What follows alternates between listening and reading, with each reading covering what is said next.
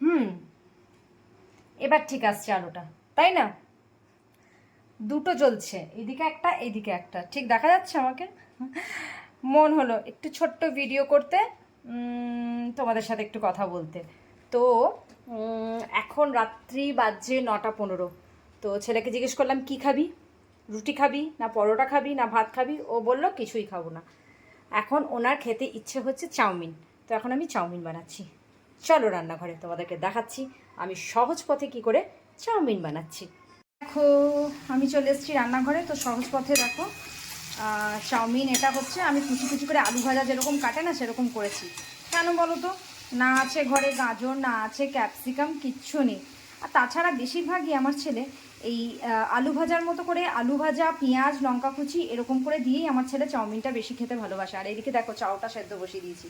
আচ্ছা, তোমরা মনে হয় সবাই জানো যে চাউটা যখন সেদ্ধ বসাবে না, তখন একটু তার মধ্যে একটু রিফাইন তেল দিয়ে দেবে আর নুন দিয়ে দেবে। কেন বলো? তাহলে যখন ওটা বানানো হয় না তো পারফেক্ট হয়, মানে সব কিছু সুন্দরভাবে হয়। ব্যাস, এটা বসিয়ে দিয়েছি। আর এদিকে ভাজা চলছে। আর কি, রাত্রের এই খাবার।